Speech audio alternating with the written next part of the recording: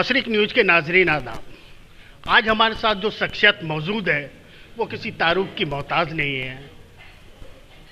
इमरान प्रतापगढ़ी अभी तक अपनी कविताओं से, अपनी शायरी से लोगों का दिल जीत रहे थे और अब कांग्रेस की माइनॉरिटीज़ डिपार्टमेंट की कमान उनके हाथों में आई है। तो अब तक जो माइनॉरिटीज़, जो अक़लियत के लोग कांग्रेस को छोड़ करके दूर जा रहे थे, वो किस तरीके से उनके पास वापस आते हैं, वो क्या उनका एजेंडा रहेगा अक़लियत को दोबारा कांग्रेस से जोड़ने का। आइए जानते हैं इमरान प्रतापगढ़ी साहब से। जी देखिए, सबसे पहली बात तो अक़लियतों के लिए हमेशा से पहली पसंद कांग्रेस रही है। मेरा अपना मानना है कि हमारे पुरखों ने, हमारे बुज़ुर्गों ने कांग्रेस पार्टी को अपने खून पसीने से सींचा है, तो ये घर हमारा है। ऐसे में अगर घर से कोई नाराज़गी है या कोई दुराव है, थोड़ा सा अलगाव हुआ है, तो उसका कारण बहुत छोटा छोटा है।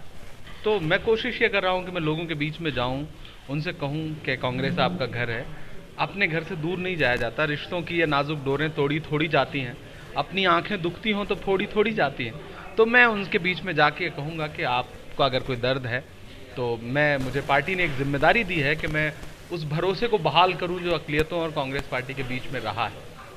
और मेरी जो ज़ाती ज़िंदगी रही है, जो मेरी समाजी ज़िंदगी रही है, जो मेरा एक प्लेटफॉर्म रहा है, उसके ज़रिए मैंने बड़ा सोशल काम किया है, तो मैं लोगों का भरोसा बहाल करने में कामयाब रहूँगा, इसमें कोई दो राय नहीं है। और अभी आपको महीने 2 महीने हुए हैं मुझे कमान संभाले हुए, और आपको वो बदलाव धीरे धीरे नज़र भी आ रहा है और आने वाले वक्त में और बड़े पैमाने पर नज़र आएगा। अगर वर्तमान टाइम में कहा जाए तो जैसे मॉब लिंचिंग वगैरह की घटनाएं आए दिन बढ़ती जा रही हैं और इन्हें करने वाले जाफरानी जो लीडर हैं वो एकदम से हीरो बन के उभर आते हैं। ऐसी स्थिति में जो पीड़ित वर्ग, जो मुतासिर है, जो मॉब लिंचिंग से मुतासिर है, ऐसे लोगों की आप किस तरीके से मदद कर पाएंगे? दरअसल देखिए, मॉब लिंचिंग को धीरे धीरे हमारी सरकारों ने कबूल कर लिया। जब मॉब लिंचिंग के शिकार लोगों को छोड़ करके मॉब लिंचिंग करने वालों को जेल से निकलने के बाद इस देश का एक केंद्रीय मंत्री माला पहनाएगा, तो आप अंदाज़ा लगाइए कि उनका मन कितना बढ़ेगा। जब इंस्पेक्टर सुबोध के हत्यारे को भारतीय जनता पार्टी जेल से निकलने के बाद उनका पूरा फ्रंटल उनके लोग रिसीव करके नारों के साथ घर ले जाएंगे और बाद में उसे टिकट दे करके पंचायत का चुनाव लड़ाएंगे, तो आप क्या मैसेज देना चाहते हैं? दरअसल भारत की सरकार, जो मौजूदा सरकार है नरेंद्र मोदी जी की, या फिर भाजपा की वो राज्य सरकारें जिनको मॉब लिंचिंग या इस तरह की किसी भी नफरत की खेती से फसल काटने का मौका मिलता है, वो लगातार इस तरह के काम को बढ़ावा देते हैं। मैंने 2016 से आज तक शायद ही मॉब लिंचिंग का शिकार कोई परिवार हो मैं जिससे मिला ना हूँ। मैं सियासत में 2019 में आया, लेकिन उससे पहले भी मैं लोगों के घरों तक जाता रहा हूँ, उनके आंसू पोंछता रहा हूँ। मिनहाज अंसारी से लेकर के, पहलू खान से लेकर, जुनैद से लेकर, रकबर से लेकर के, या फिर नजीब का जो इंसिडेंट था उस ये सारे वो परिवार हैं, तबरेज अंसारी का परिवार हो, मैं लोगों के घर तक गया हूँ। मैंने उनके परिवारों को अपने सीने से लगा के उनके आंसू पोंछने का काम किया।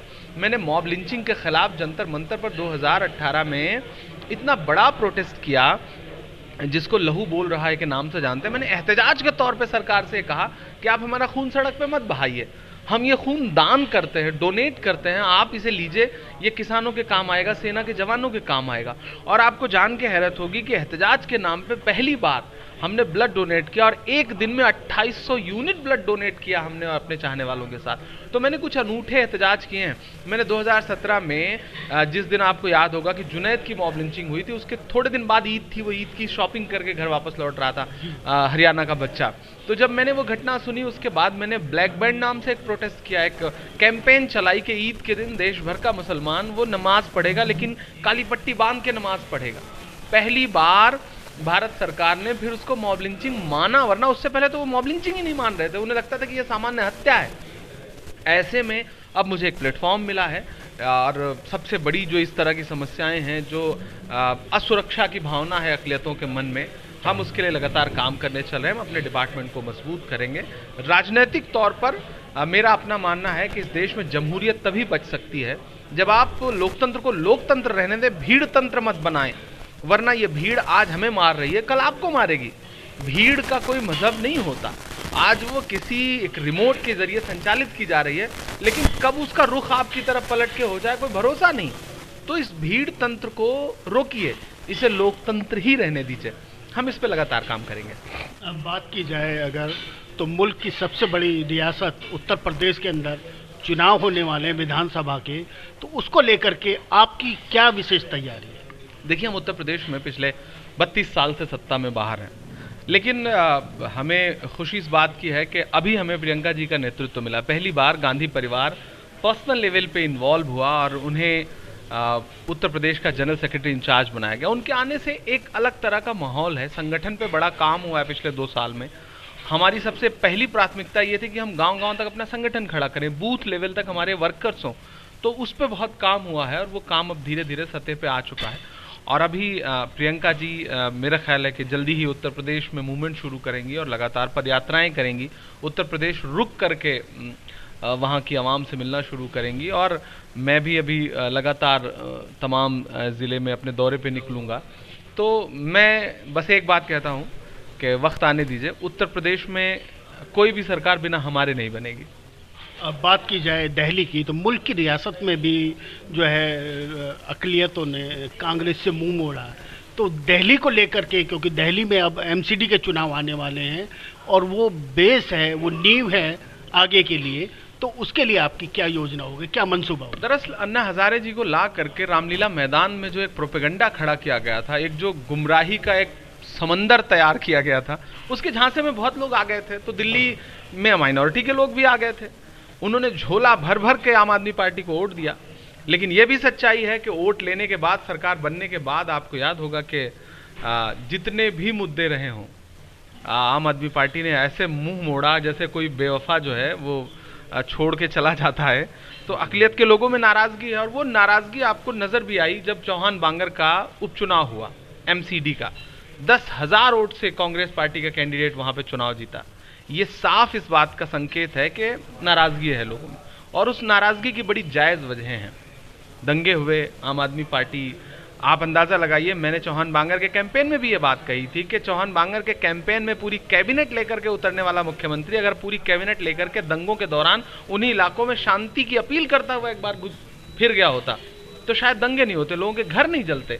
तो इस सरकार ने, मुझे लगता है कि केंद्र सरकार से समझौता कर लिया कि मजलूमों को मारने में आप मारिए, हम आपके साथ खड़े हैं, और ये ज़मीन पे दिखाई भी पड़ रहा है।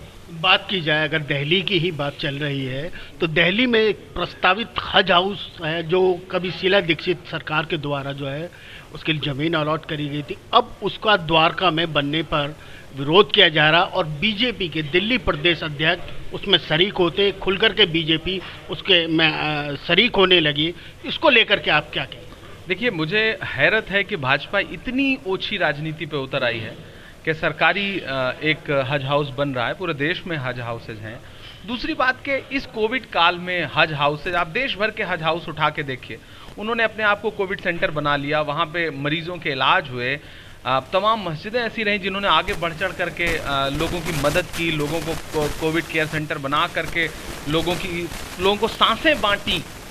ऐसे में अगर भारतीय जनता पार्टी और भारतीय जनता पार्टी के आनुषांगिक संगठन और उससे जुड़े हुए लोग इस मकाम पर लाके खड़ा कर दे रहे हैं मुल्क को कि दिल्ली में इस तरह की घटनाएं हो रही हैं, बाकायदा अपील की जा रही है और भाजपा के लोग उसमें शामिल हैं, तो मुझे सवाल 2 लोगों से पूछना है। पहला, मुख्तार अब्बास नकवी से जो ये कहते हैं कि जन्नत, मैं उनसे कहना चाहता हूं कि आपके सर पर जन्नत की हकीकत जो है वो नाच रही है, जरा उसे देखिए। दूसरी बात, मुझे सवाल पूछना है इस देश के प्रधानमंत्री से जो कहते हैं कि सबका साथ, सबका विकास, सबका विश्वास। मुझे उनसे कहना है कि जब आप सूफी कॉन्फ्रेंस में खड़े होकर के कह रहे थे कि रात के 12 बजे मेरे घर के दरवाजे खुले हैं, तो मुझे ये बताइए कि इसी दिल्ली में लिंच किए जा रहे हैं लोग, इसी दिल्ली में हज हाउस को लेकर के इतना बड़ा प्रोपेगेंडा और इतना बड़ा कैंपेन चलाया जा रहा है, इसी दिल्ली में आपके केंद्रीय मंत्रियों ने खड़े होकर के सभाओं में नारे लगाए गोली मारो सालों को, इसी दिल्ली में कपिल मिश्रा जैसा एक वहशी आदमी, मैं ये कह रहा हूं कि वो आदमी सिर्फ और सिर्फ नफरत की खेती कर रहा है, वो इस तरह की बातें बोलता है और आप चुप हैं। तो आपका जो नारा है वो बेईमानी है। आप आने वाले वक्त में, आने वाली सदियों में, आने वाली नस्लों को क्या मुंह दिखाएंगे, आपको सोचना चाहिए। शुक्रिया। तो ये थे हमारे साथ इमरान प्रतापगढ़ी जी। अक़लियतों को कांग्रेस की ओर जो नाराज़गी थी उसे दूर करने का इनका एक एजेंडा तैयार है और बहुत ही जल्द उन लोगों को जो अक़लियत नाराज़ थे उन्हें कांग्रेस के साथ जोड़ा जाएगा।